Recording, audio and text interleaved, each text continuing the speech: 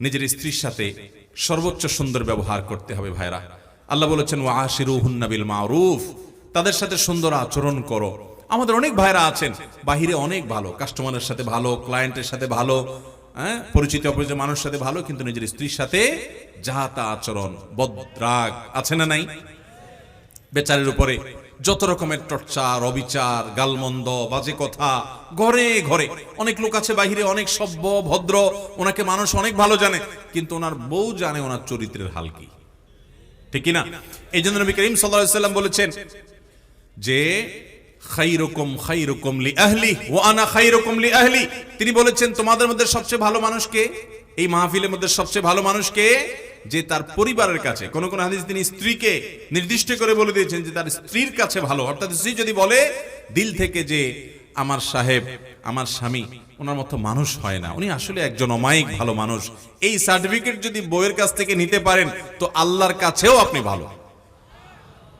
নিতে পারবেন সবাই? যায় বাসায় বউকে জিজ্ঞাসা করবেন যে হাদিসের ভাষ্য মতে তোমার সার্টিফিকেট ছাড়া আমি ভালো হওয়ার সুযোগ নাই, আসলে আমি মানুষটা কেমন বলো। যদি বউ হেসে দেয় পিক করে, তাহলে বুঝবেন যে কাহিনী ভিন্ন। বুঝতে পেরেছেন? যদি হেসে দেয় তাহলে বুঝতে হবে আলামত ভালো না। অতএব স্ত্রীর কাছে ভালো হওয়ার জন্য নিজের আচরণটাকে সুন্দর করার চেষ্টা করতে হবে ইনশাআল্লাহ। অনেক মানুষ আছে এই জায়গায় ধরা খেয়ে যাবে।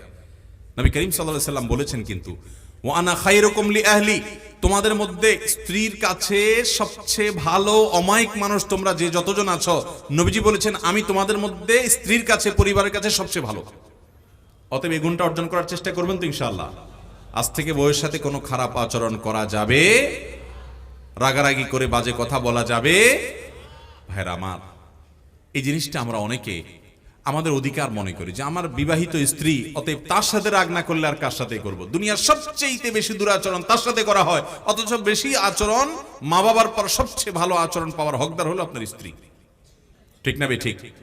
অতএব আমরা আমাদের স্ত্রী তাদের সাথে সদাচরণ করব। আমাদের বোনরা যারা শুনছেন আপনাদেরও বলছি, আপনারা আপনাদের স্বামীর সাথে সদাচরণ করবেন। এই হাদিস শুনে শুধুমাত্র পুরুষদেরকে ধরবেন না যে হুজুর বলছে আমার সাথে সদাচরণ করতে, আর আপনি নিজে উল্টাপাল্টা করবেন, তা হবে না। স্বামী হয়ে যদি উনি সদাচরণ করতে হয় তাহলে আপনার কর্তব্য আরো কত বেশি।